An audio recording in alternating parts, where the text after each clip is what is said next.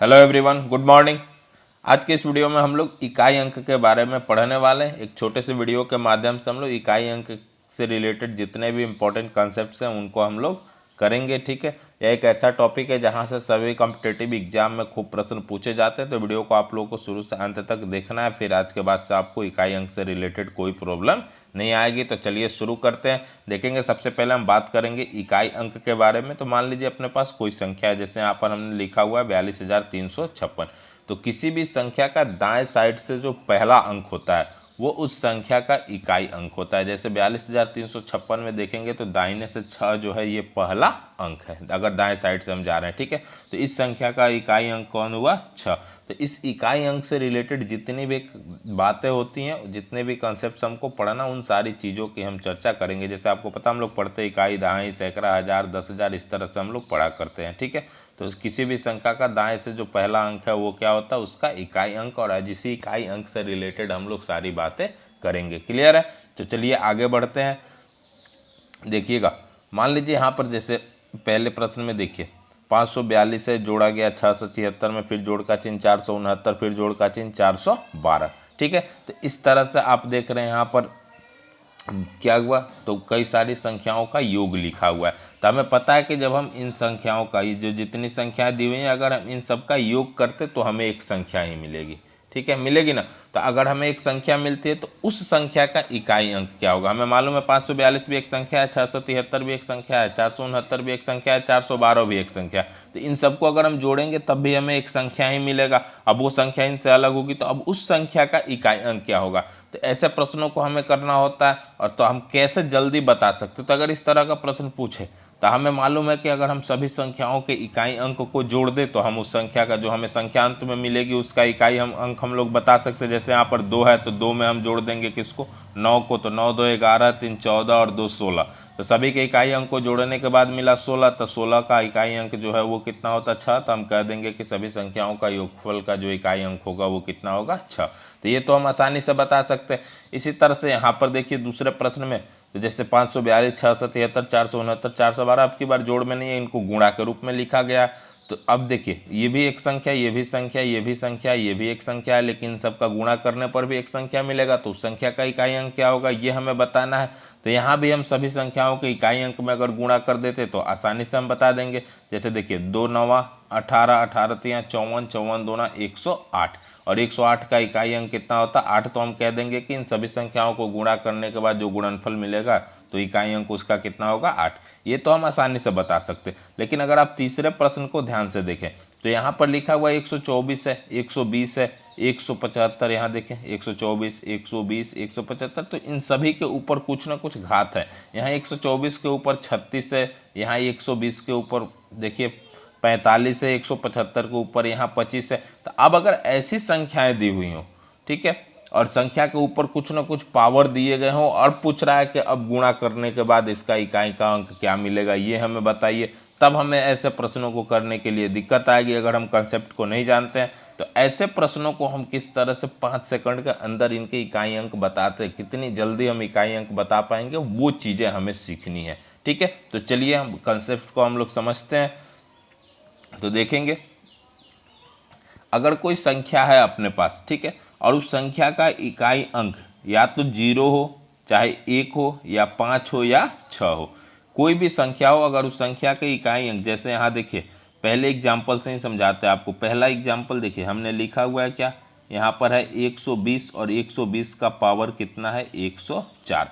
तो अपने पास कोई भी संख्या हो, उस संख्या का अगर इकाई अंक 0 होता हो, 1 होता, 5 या 6, ठीक है, तो अब उसके ऊपर घात कुछ भी हो उससे हमको कोई मतलब नहीं है। उस संख्या का देखिए 120 का पावर 104 है, और यहाँ देखिए 120 का इकाई अंक क्या है? 0 है। तो अब इस 120 के ऊपर कितना भी पावर क्यों ना आ जाए, जब आप इसको सॉल्व करेंगे जो हमें संख्या मिलेगी उस संख्या का इकाई अंक हमेशा क्या होगा? 0 ही होगा। ठीक है, उसी तरह से याद रखिएगा किसी भी संख्या का अंत में अगर 1 हो, 5 हो, 6 हो और उस संख्या के ऊपर घात कुछ भी हो, हमें कोई मतलब नहीं है। जब हम उसको सॉल्व करेंगे तो इकाई का अंक हमें हमेशा वही मिलेगा। जैसे दूसरे प्रश्न में देखिए 121 का पावर 125 है, तब हम इसको सॉल्व करने जाएंगे 121 का पावर 125 निकालेंगे तो ये निकालते रह जाएंगे हम लोग। तो हमें मालूम है कि 121 का इकाई अंक कितना है, 1 है, यानी 121 का पावर 125 है, उससे हमको कोई फर्क नहीं पड़ता, जो संख्या मिलेगी उसका भी इकाई अंक कितना होगा, 1 होगा। तो ये हम पलक झपकते बता सकते कि नहीं। उसी तरह से यहाँ पर देखिए 255 है, 255 का पावर 175, तो 255 का इकाई का अंक कितना, 5। तो किसी भी संख्या के इकाई अंक में या तो 0 हो, 1 हो, 5 हो, 6 हो, तो इकाई अंक हमेशा यही मिलेंगे, चाहे पावर कोई भी हो, कोई फर्क नहीं पड़ता। तो यहाँ देखिए 4 नंबर में 255 का पावर 175 है और 255 का इकाई अंक 5, यानी जब हम उसको सॉल्व करेंगे तो हमें हमेशा इकाई का अंक कितना मिलने वाला है, 5। तो 4 का आंसर देखिए 5 हो जाएगा। इसी तरह से यहाँ तीसरा में देखिए 256 का पावर 512 है, तो 256 का पावर 512 है, तो देखिए 256 का इकाई अंक कितना है, 6।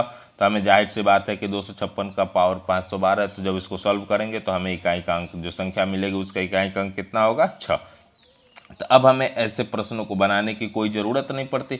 हमें याद रखना होता है कि किसी भी संख्या का अगर इकाई का अंक 0, 1, 5 और 6 हो, चाहे उस संख्या के ऊपर कितना भी घात हो, उससे हमको कोई मतलब नहीं है। जब हम उसको सॉल्व करेंगे तो इकाई का अंक हमें वही मिलता है जो उस संख्या का इकाई का अंक होता है। ठीक है, तो पहले प्रश्न में 120 का पावर 104 था, तो देखिए 120 इकाई अंक 0, इसलिए 120 का पावर 104 भी को भी सॉल्व करने पर इकाई का अंक 0 ही मिलता।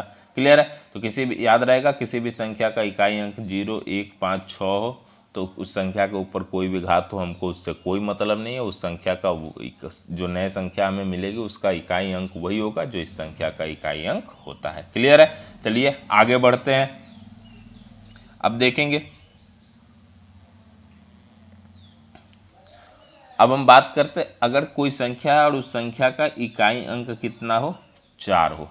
ठीक है, और उस संख्या के ऊपर कुछ भी पावर हो, जैसे मान लीजिए यहाँ पर कोई भी संख्या, सीधा हम 4 से समझाते, कोई संख्या अपने पास 4 और उस 4 के ऊपर कुछ भी घात हो। ठीक है, मान लीजिए 20 हो, 25 हो, 30 हो, तब हम इसका कैसे इकाई का अंक निकालेंगे वो चीज़ हमें आपको समझाना है। ठीक है, तो देखिए अगर 4 है और 4 के ऊपर कुछ पावर है, पावर को अगर हमने n से लिख दिया, तो अगर ये n जो है पावर, यानी अगर ये सम है, तो उस संख्या जो हो गई उसका इकाई का अंक हमेशा आएगा, आप याद रखेंगे, 6। अगर 4 का पावर n है और n जो है वो अगर क्या है, सम नहीं है, क्या है, विषम है, तो याद रखिएगा कि जो संख्या होगी उसके इकाई का अंक आपको कितना मिलने वाला है, 4। जैसे इस चीज़ को हम एक एग्जाम्पल से आपको कराते हैं, ध्यान से समझेंगे। मान लीजिए अपने पास 144 है, ठीक है, और 144 का पावर हमने लिख दिया 36। तो अब कह रहा है कि 144 का पावर 36 है, जब आप इसको सॉल्व करेंगे तो इकाई का अंक क्या आएगा, जो संख्या मिलेगी उस संख्या का इकाई का अंक क्या होगा। तो अब देखिए यहाँ पर हमें दिख रहा है कि 144 जो है उसकी इकाई का अंक कितना है, 4। और हमने कहा कि किसी संख्या का इकाई का अंक अगर 4 है, ठीक है, और उस संख्या का जो घात है n वो अगर सम है, तो इकाई का अंक हमेशा हमें क्या मिलने वाला, 6। तो अब हम यहाँ पर इसको सॉल्व करेंगे या देख लेंगे सीधे। देखिए 144 का इकाई का अंक 4 और पावर जो है सम है, यानी जो संख्या हमें मिलने वाली उसकी इकाई का अंक कितना होगा, 6। एक और एग्जांपल से आपको समझाते हैं। मान लीजिए यहाँ पर 124 हमने लिखा और यहाँ पर हमने लिख दिया पावर में 33। तो 124 का पावर 33 है, तो कह रहा है कि जब आप इसको सॉल्व करेंगे जो नई संख्या मिलेगी उसकी इकाई का अंक कितना होगा। तो देखिए 124 का इकाई का अंक 4 है और जो यहाँ पर पावर है वो देखिए विषम है, इसलिए हमें जो संख्या मिलेगी उसके इकाई का अंक जो मिलेगा वो हमेशा कितना मिलेगा, 4। क्लियर है। तो अगर देखिए किसी भी संख्या का इकाई का अंक 4 है और उस संख्या पर जो घात है अगर वो सम है, तो जो संख्या मिलेगी उसके इकाई का अंक 6 मिलेगा। अगर किसी भी संख्या का यहाँ देखिए इकाई अंक 4 है और उसके ऊपर जो घात है वो विषम है, तो हमें जो सॉल्व करने पे जो नई संख्या मिलेगी उस संख्या का इकाई का अंक कितना मिलता है, 4। तो उम्मीद है ऐसे अगर प्रश्न मिलते हैं तो आप आसानी से कर जाएंगे। चलिए आगे चलते हैं। अब यहाँ पर देखेंगे अगर कोई संख्या है और उस संख्या का इकाई अंक 9 हो, ठीक है, और देखेंगे और उस संख्या के ऊपर कोई घात हो n, ठीक है, तो अगर ये n सम है, ठीक है, तो जो हमें सॉल्व करने पे जो संख्या मिलेगी उस संख्या का इकाई अंक याद रखिएगा हमेशा कितना मिलने वाला 9, सॉरी 1, कितना मिलेगा 1। अगर देखिए घात n है और n जो है वो क्या है विषम है, तो अपने पास जो संख्या है उसको जब जितना घात है उसको आप सॉल्व करेंगे तो उस संख्या का इकाई अंक याद रखिएगा हमेशा कितना मिलेगा 9।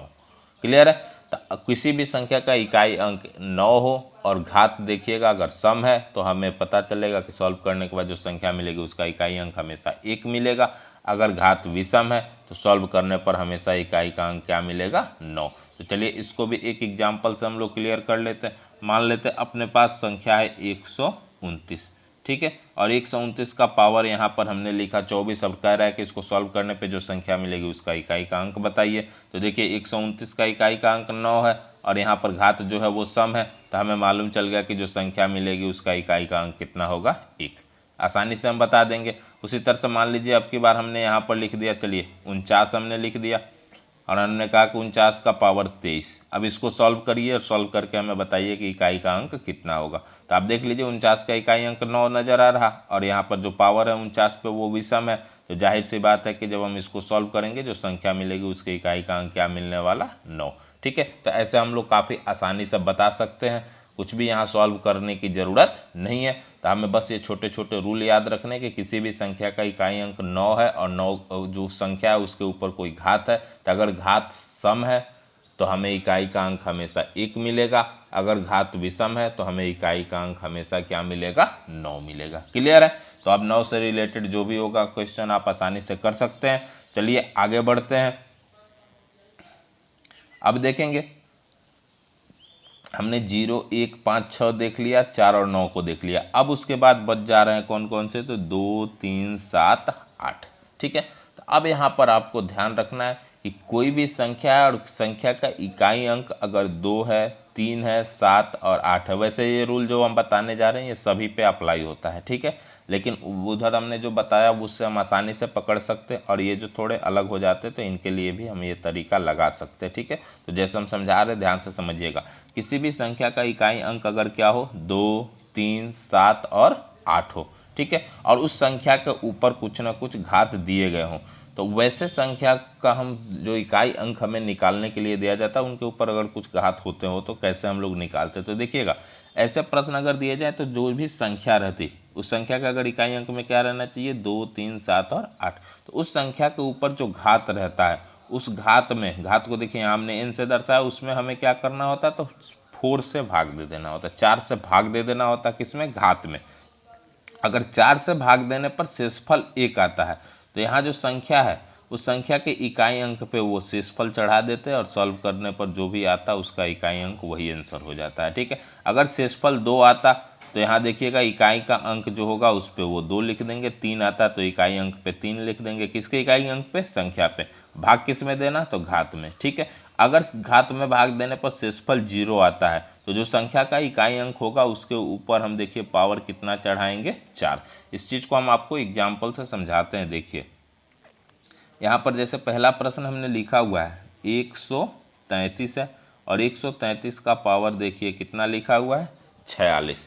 तो कह रहा है कि अब आपको इस संख्या का क्या करना, इसको सॉल्व करके जो संख्या मिलेगी उसका इकाई अंक बताना है। तो आप ज़रा ध्यान से देखिएगा 133 का जो इकाई अंक है, ठीक है, यहाँ पर ये देखिए 3 है ना। तो हमने कहा कि किसी भी संख्या के इकाई में अगर 2, 3, 7 और 8 हो और उस संख्या के ऊपर कुछ घात हो, तो घात को हम वहाँ n से दिखला रहे थे। तो हमें ऐसे प्रश्नों के लिए क्या करना, अब इनका इकाई अंक हमें पता करना है सॉल्व करके। हमने कहा कि सबसे पहला काम आप क्या करिए, घात में भाग दे दीजिए किससे, 4 से। n में 4 से भाग दे देना है, तो 4 से जब आप भाग दीजिएगा इसमें तो देखिए 4 एकम 4, फिर 4 एकम 4, ठीक है, तो 44 बार, सॉरी 11 बार में कट जाएगा, तो 11 चौका 44। तो जो शेषफल बचेगा वो कितना बच रहा, 2। ठीक है, शेष यहाँ कितना बच रहा, 2। क्लियर है। तो अब देखिए 11 बार में 4 से आपने भाग दिया तो 44 आया, तो शेषफल कितना बचा, 2। क्लियर है। तो अब ये जो शेष बच रहा है तो कह रहा है कि जो शेष बचेगा इस शेष को आपको क्या करना, तो संख्या के इकाई अंक के घात के रूप में लिख देना है। तो यहाँ 3 का पावर हो जाएगा 2 और 3 का पावर 2 जब सॉल्व करिएगा तो आएगा 9। तो ये देखिए 133 का पावर 46 जब हम निकालेंगे तो जो संख्या मिलेगी उसका इकाई का अंक कितना होगा, 9। क्लियर है। चलिए एक और एग्जाम्पल्स हम आपको समझाते हैं, ध्यान देंगे।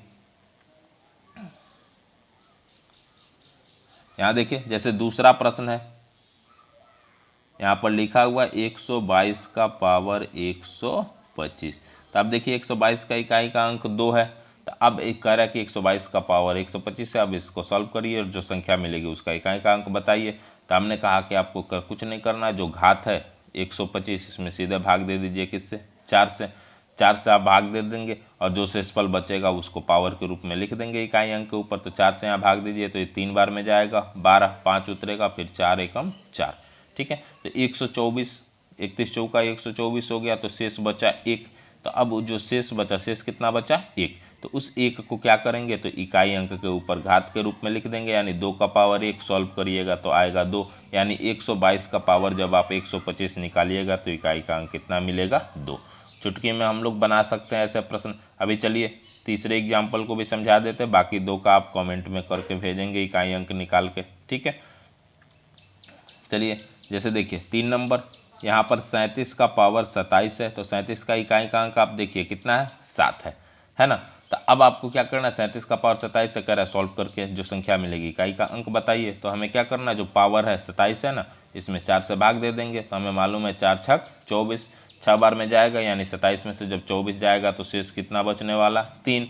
तो अब इस 3 को हम क्या करेंगे, तो जो इकाई का अंक है उस पर घात के रूप में लिख देंगे। तो यहाँ 7 का पावर 3 हो गया। तो आप इसको सॉल्व करिए, तो 7 का पावर 3 करिएगा तो 7 7 49, 49 7 कितना होता है, तो 343। तो देखिए 343 आया सॉल्व करने पर। तो 343 का इकाई का अंक कितना है, 3। तो इस संख्या का जो क्या 37 का पावर 27 करेंगे तो जो नई संख्या मिलेगी उसका इकाई का अंक हमें कितना मिलने वाला है, 3। तो इस तरह से हमने बिना सॉल्व करे काफ़ी आसानी से बना दिया। 5 सेकंड के अंदर हम लोग ऐसे प्रश्नों के जवाब कर सकते हैं। तो 5 और 6 नंबर, सॉरी 3 और 5 नंबर के इकाई अंक आप लोग निकाल के हमें बताएंगे कमेंट बॉक्स में। उम्मीद करते हैं यहाँ तक आपको काफ़ी अच्छी तरह से समझ में आ गया होगा। तो चलिए एक पावर वाले से संबंधित प्रश्न हम आपको करके समझा देते हैं। जैसे कि देखिए शुरू में ही हमने बताया था, ये तीसरा प्रश्न ऐसे कि अगर इस तरह का प्रश्न दे तो कैसे बनाएंगे। तो देखिए प्रश्न है क्या, 124 का पावर 36 गुणा 120 का पावर 45 गुणा 175 का पावर 25। ठीक है, तो हमने कहा था कि अब देखिए सब पावर वाले आ गए और इन सबको मल्टीप्लाई करके आपको सॉल्व करना, और जो भी संख्या लास्ट में मिलेगी उसका इकाई अंक क्या होगा ये आपको बताना है।